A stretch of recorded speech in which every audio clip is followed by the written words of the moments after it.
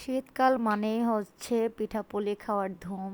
আর সেই রিচুয়ালস অনুযায়ী কিন্তু আমার মা তার মেয়ে জামাইদের জন্য কিন্তু মানে শীতের পিঠা কিন্তু অ্যারেঞ্জ করে ফেলেছে।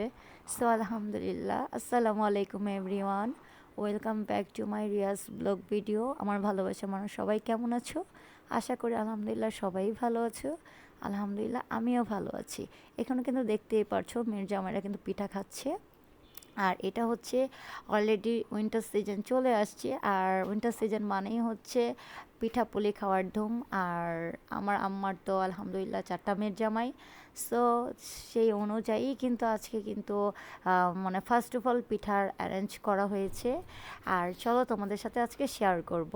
সো এখানে কিন্তু আমি কিন্তু অলরেডি ভর্তার যে আয়োজনটা সেটা কিন্তু আম্মু কিন্তু আমাকে করে দিয়েছে। আর আমি কিন্তু আছি বাবার বাড়িতে, বাবার বাড়ি থেকে তোমাদের সাথে ব্লগটা শেয়ার করছি। আর এখানে কিন্তু আমি পাটা কিন্তু নিয়ে নিয়েছি, কারণ তোমরা আমার অনেক ভিডিওতে দেখতে পারো যে আমি কিন্তু প্রায় অনেক ভর্তা বাটাবাটি করি, কারণ হচ্ছে ভর্তাটা আমাদের বেশি খাওয়া হয় এবং কি বেশি ফেভারেট। সো এই অনুযায়ী কিন্তু ভর্তার আয়োজন করা হয়েছে, যেহেতু চিতই পিঠা বানানো হবে। আর চিতই পিঠার সাথে যদি ভর্তা না হয় সো ভালোই লাগে না, যতই আমাদের হাঁসের মাংস থাক বা মুরগির মাংস থাক বা গরুর মাংস থাক, আমরা কিন্তু ভর্তাটাকে খুবই ভালোবাসি আর খেতেও খুব পছন্দ করি। সো অনুযায়ী কিন্তু ভর্তা অ্যারেঞ্জ করা হয়েছে।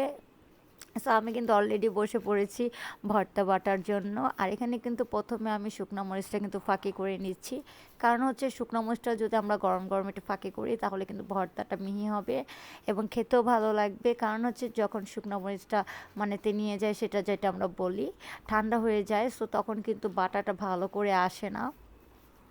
তো এর জন্য আমি আগেই কিন্তু শুকনো মরিচটা ভালো করে ফাঁকি করে নিয়েছি। আর হচ্ছে গিয়া মানে আম্মু বলতেছিল যেহেতু উইন্টার সিজন চলে আসে, মানে শীতকাল চলে আসছে, সো অবশ্যই প্রতি সপ্তাহে যদি আমরা 2 আইটেম করে পিঠা খাই, সো তারপরেও কিন্তু আমাদের কিন্তু সবগুলো পিঠা খাওয়া হয়ে যাবে। সো এই ভেবেই কিন্তু আমি আম্মুকে হেল্প করতেছিলাম, কারণ হচ্ছে আমি আমার মানে আরও বোনদের থেকে কিন্তু আমি ভালো এক্সপার্ট মানে পিঠা বানানোর ক্ষেত্রে। আমি আলহামদুলিল্লাহ সব রকমের পিঠাই কিন্তু বানাইতে পারি। আর যেহেতু আম্মুর একটু এখন বয়স হয়েছে, সো এর জন্য কিন্তু হেল্পিং হ্যান্ড হিসেবে কিন্তু আমি আম্মুকে সাহায্য করতেছিলাম। সো এর জন্যই কিন্তু আমি এই যে বাটাবাটি শুরু করে দিয়েছি। আর আজকে কিন্তু আমার খুবই ইচ্ছে করতেছিল যে আজকে ব্লান্ডার না, আজকে আমি পাটায় বেটে তারপরেই কিন্তু চিতই পিঠাটা বানাবো। কারণ হচ্ছে আজকে পাটায় বেটে যে চিতই পিঠাটা বানানো হয় সেটা কিন্তু খুবই মজা হয় আর আমার কাছে খুবই ভালো লাগে।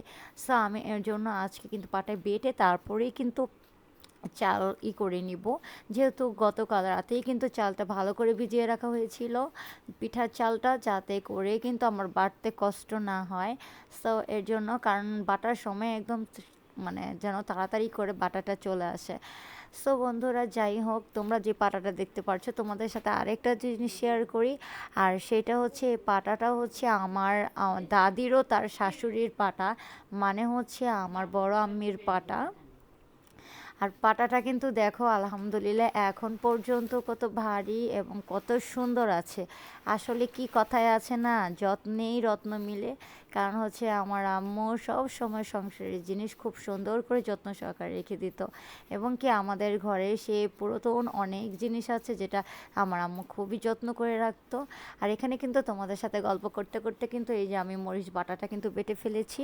আর এখানে কিন্তু এই যে রসুন আর পেঁয়াজ, এটা কিন্তু আলাদাভাবে বাটা হয়েছে, কারণ হচ্ছে এখানে চাপা ভর্তাও বানাবে, মানে চাপা শুটকি ভর্তা বানানো হবে। এটা আমার কাছে খুব ফেভারিট লাগে এবং তোমাদের ভাইয়ারাও কিন্তু খুবই পছন্দ করে, তারও খুব পছন্দের একটা ভর্তা।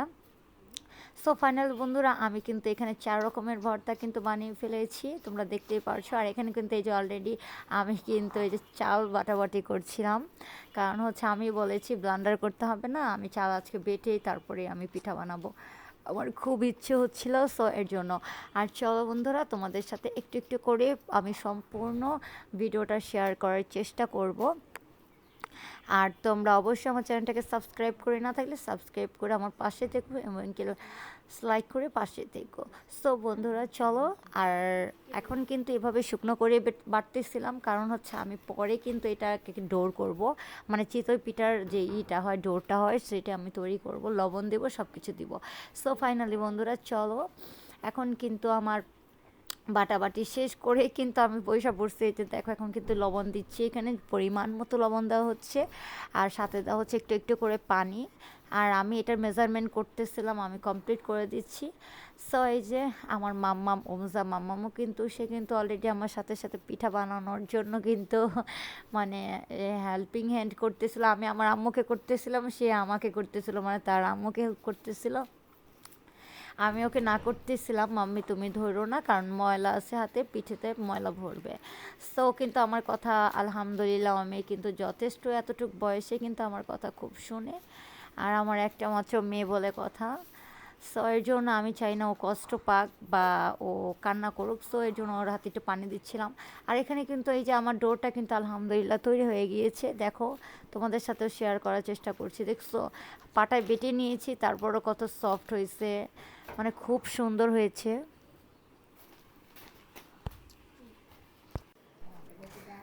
আর এখানে কিন্তু এই তো অলরেডি সব কাজ কমপ্লিট, মানে গোছানো গাছানো যেগুলো আছে ওগুলো হচ্ছে কমপ্লিট করে নিয়েছি। আর আজকে তোমাদের সাথে আরেকটা জিনিস শেয়ার করব, সেটা হচ্ছে গিয়ে লার্কির চুলায় রান্না করব, মানে মাটির চুলায় রান্না করব, পিঠা বানাবো। কারণ মাটির চুলার পিঠা কিন্তু খুবই মজা হয়। আর যেহেতু আমাদের ঢাকা সিটিতে কিন্তু মাটির চুলা ইউজ করা হয় না, গ্রামের ভাষায় কিন্তু পিঠাপুলি বানাতে হলে কিন্তু মাটির চুলাই কিন্তু মানুষ বানায়। সো যাই হোক, আমাদের বাসায় কিন্তু মাটির চুলা আম্মু অলরেডি একটা করে রাইখা দেয়। কারণ হচ্ছে গিয়ে আমরা ইচ্ছে করলে ছাদে গিয়েও মাটির চুলা রান্না করতে পারি। কারণ হচ্ছে যখন এই উইন্টার সিজনগুলো আসে তখন কিন্তু আমরা পিঠে কিন্তু মাটির চুলায় ছাদে গিয়ে কিন্তু তারপরে আমরা করি। আর মাম্মাম কিন্তু এখানে আমাকে আদর করে দিয়ে গেল, কারণ হচ্ছে সে কিন্তু বউ সাজছে। আর এখানে আছে তার বুবু, মানে আমার বোনের মেয়ে, ও কিন্তু ওকে সাজায় দিতেছিল। কারণ হচ্ছে ও এখানে আসলে খুবই সাথী পায়, খেলে আমার ভাইয়ের মেয়েরা, বোনের মেয়েরা, ভাইয়ের ছেলে মেয়ে, এগুলাই হচ্ছে ওর ভাই বোন, যেহেতু আর কোনো ভাই বোন নাই। আর এখানে কিন্তু আছে হচ্ছে একটা মানে তেনা নেওয়া হয়েছে, আর হচ্ছে তেল, কারণ হচ্ছে এর জন্যই যে পিঠার যে খোলাটা থাকবে সেটা কিন্তু একটু পরপর মুছে দেওয়া হবে, যাতে পিঠাটা খুব সুন্দরভাবে উঠে আসে। আর এখানে কিন্তু এই তো ফাইনালি আলহামদুলিল্লাহ আমি কিন্তু বসে পড়েছি প্রথম চিতই পিঠাটা ভাজার জন্য। কারণ হচ্ছে আমি ভাজবো, আমি বলছি আম্মুকে যে তুমি উঠে পড়ো আমি ভাজি। আর এখানে কিন্তু এই যে অন্ধকার লাগতেছিল একটু ক্যামেরা, কারণ হচ্ছে বাইরের যে আমাদের লাইটটা সেই সামনে, সে লাইটটা কিন্তু মানে ফিউজ হয়ে গিয়েছে আজকে। সো কিছু করার নাই, লাইট এনে লাগানো হবে। আর এখানে কিন্তু এই যে আলহামদুলিল্লাহ আমি কিন্তু পিঠাটা খোলার মধ্যে দিয়ে দিয়েছি, আর দেখি কি হয়। সো বন্ধুরা চলো, আর তোমরা ফুল ভিডিওটা দেখতে থাকো। আর আমি কিন্তু আসছি আম্মুদের বাসায় কয়েকদিন আগে, আর তোমাদের সাথে কিন্তু আমি কোনো ব্লগই শেয়ার করতে পারতেছি না। ইনশাল্লাহ তোমাদের সাথে একটু একটু করে শেয়ার করার চেষ্টা করবো। অবশ্যই তোমরা আমার পাশে থাকবা এবং কি সাপোর্ট করবা তোমরা আমাকে। সো আজকে কিন্তু 2 আইটেমের পিঠা বানানো হবে। আজকে কিন্তু কোনো ভিজা পিঠা বানানো হবে না, কারণ হচ্ছে কয়েকদিন পরে ইনশাল্লাহ আবার সামনের সপ্তাহে কিন্তু ভিজা পিঠা বানানো হবে। এবং কি আরেক পোয়া পিঠা যেটা বলে, এটা আমাদের তোমাদের ভাইয়া খুব পছন্দ করে, সেই পিঠাটা বানানো হবে। কারণ আমি তো বলেইছি আগে প্রথমে শুরুতে যে 2 আইটেম করে প্রতি সপ্তাহে মেয়ের জামাইদেরকে পিঠে খাওয়ানো হবে, কারণ একদিনে তো পসিবল না। সো এর জন্য কারণ হচ্ছে প্রত্যেক শীতের মধ্যেই কিন্তু এরকম হয়। যেহেতু আমি প্রথম ব্লগটা করছি, তোমরা কিন্তু অবশ্যই এখন থেকে প্রত্যেক শীতেই কিন্তু উইন্টারে দেখতে পারবা। আর আজকে কিন্তু যেহেতু মাংস দিয়ে তারপরে কিন্তু চিতই পিঠা এবং কি ভর্তা সাথে থাকবে। কারণ হচ্ছে তোমাদের ভাইয়া কিন্তু এভাবেই খেতে চেয়েছে, কারণ আমি সব সময় সব কিছু করার আগে তাকে জিজ্ঞাসা করি যে তুমি কি খেতে চাও এবং কিভাবে খেতে চাও। সো সে যেভাবে বলে আমরা কিন্তু সেভাবে সব কিছু করি। সো আর আমার আম্মা সব সময় কিন্তু চার মেয়ের জামাইকে তার মেয়ের মানে তার ছেলের মতোই দেখে, আর ছেলেরা মানে মেয়ের জামাইরও কিন্তু সবসময় নিজের মায়ের মতোই দেখে। সো এতে কিন্তু খুবই মিল মহব্বত আছে। সো বন্ধুরা এই তো দেখো, এখানে কিন্তু পিঠে বানানো কিন্তু অলরেডি এই তো হয়ে গেছে, খুব সুন্দর হচ্ছে। কারণ হচ্ছে আমি কিন্তু কোনো বেকিং সোডা মানে খাওয়ানোর সোডা কিন্তু দিচ্ছি না, এটা আমি ইউজ করি না। কারণ হচ্ছে আমার হাতের পিঠে কিন্তু এভাবেই মানে সুন্দর হয় আলহামদুলিল্লাহ। আর এখানে কিন্তু এই যে দেখো, আমি কিন্তু লার্কি দিচ্ছিলাম, মানে হচ্ছে ধনচা, এগুলা এনে রেখে দেওয়া হয়েছে ছাদে, ফল ছাদে। কারণ হচ্ছে মাঝে মাঝে প্রায় এরকম অনেক ভারী কিছু হলে কিন্তু আমাদের লাগে। সো এর জন্য, কারণ হচ্ছে আমার আম্মুর কিন্তু আলহামদুলিল্লাহ অনেকগুলো নাইনাত কর। সো যখন সবাই আসে তখন কিন্তু খুবই মজা হয়। সো এর জন্য তখন ভারী রান্না করতে হয়। আর এখানে কিন্তু এই তো পিঠা দেখতেছিলাম একটু পরপর যে হচ্ছে কিনা। আর মাম্মাম কিন্তু দেখো কান্নাকাটি করতেছিল, কিন্তু আবার আমাকে আদর দিচ্ছে। মানে আমি কিন্তু ওর কোনো কিছু বুঝতে পারি না যে ও কখন কান্না করে কখন হাসে। সো আমি ভিডিও করতেছিলাম, এখন ওকে নিয়েও একটু ভিডিও করতেছিলাম। সো মাম্মা আমার জন্য সবাই দোয়া করবা, আর ভালোবাসা থাকলে অবশ্যই লাইক করে রাখবা। আর এখানে কিন্তু অলরেডি বন্ধুরা এক এক করে কিন্তু পিঠেতে কিন্তু ভাজা মানে করতেছিলাম। তারপরে কিন্তু আবার আমার ডিম পিঠা বানাতে হবে। আর আজকে কিন্তু পোয়া পিঠাই বানাতে চেয়েছিলাম, কিন্তু তোমাদের ভাইয়া বলেছিল যে না আজকে ডিম পিঠাটাই বানাও। সো এর জন্য কিন্তু আমি ডিম পিঠাটাই বানাচ্ছিলাম আজকে। আর আম্মুকে দিচ্ছি না, কারণ হচ্ছে আমার পিঠে বানাইতে খুবই শখ লাগে, মানে রান্নার বিষয়ক যেই জিনিসগুলা, সো ওগুলাই আমার কাছে খুবই ভালো লাগে। সো ভাবলাম যে আমি পিঠেটা বানাই আর তোমাদের সাথে একটু একটু করে শেয়ার করে ফেলি। আর এখানে কিন্তু এই তো দেখো কি কষ্ট করে বানাইতেছিলাম, লাইট ধরে তারপরে বানানো হচ্ছে। আর আর আগুনগুলো কত সুন্দরভাবে জ্বলতেছিল। আসলে কি আর কি মাটির চুলা রান্না করার স্বাদটাই অন্যরকম।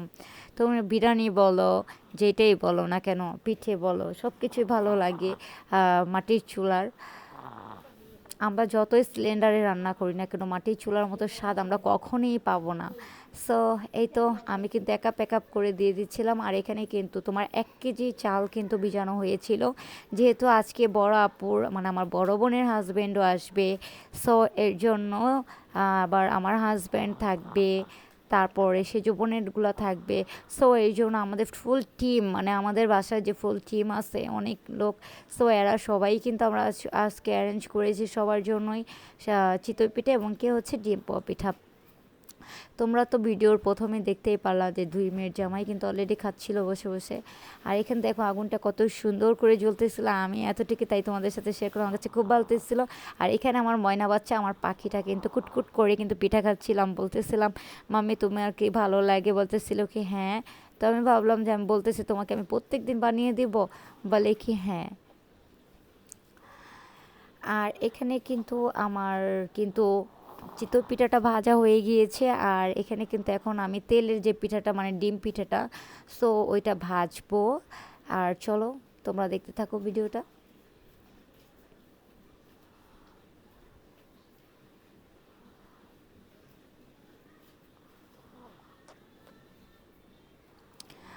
আর যেহেতু আমার বাবা এখন পৃথিবীতে নাই, আল্লাহ তাকে জান্নাতুল ফেরদৌস নসিহত করুক, কিন্তু তার যে দায়িত্ব কর্তব্য সেটা আমার বড় ভাই এবং আমার আম্মা আলহামদুলিল্লাহ এখন পর্যন্ত করে যাচ্ছে।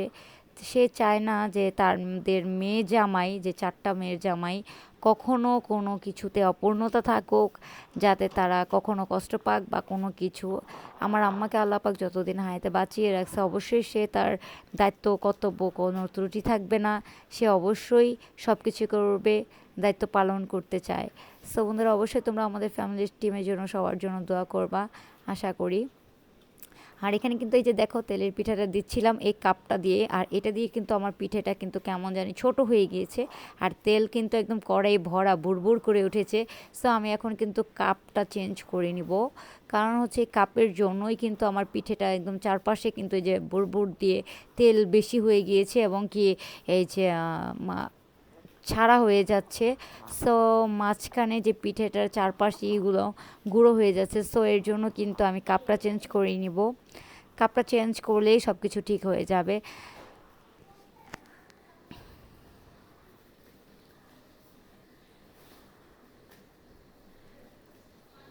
এই তো আমার পিঠাটা দেখো আলহামদুলিল্লাহ কত সুন্দর হচ্ছে। আর আমি কিন্তু আলহামদুলিল্লাহ সব রকম পিঠা বানাইতে পারি। অবশ্যই তোমরা আমার চ্যানেলটাকে সাবস্ক্রাইব করে পাশে থাকবা, আমার এই সুন্দর সুন্দর ছোট ছোট ভিডিওগুলো যাতে তোমাদের সাথে শেয়ার করতে পারি। তোমাদের জন্যই আমার এত কষ্ট করে এই ভিডিওগুলো করা, অবশ্যই তোমরা আমাকে সাপোর্ট করবা। সো এই তো আমি কিন্তু মাঝখানে কিন্তু ওই যে যে ডিম পিঠাগুলো হোক বা তেলের পিঠা হোক, মানে সেইগুলা কিন্তু মানে পোয়া পিঠা এগুলা কিন্তু মাঝখানে একটু চামচ দিয়ে ফোঁকা করে দিতে হয়, নয়তো বা ভিতরে কিন্তু কাঁচা থাকে। সো এর জন্য আমি কিন্তু এই পাশ ওই পাশ ভালো করে কিন্তু করে দিচ্ছিলাম, যাতে কোনোই না থাকে। আর এখানে কিন্তু দেখো পিঠেটা কত সুন্দর লাল হয়েছে। আর সো চলো বন্ধুরা, আজকে তোমাদের সাথে ব্লগটা এই পর্যন্ত শেয়ার করছি। কেমন লেগেছে অবশ্যই তোমরা পাশে থাকবা, সাবস্ক্রাইব করো এবং লাইক করবে। সো আল্লাহ হাফিজ বন্ধুরা।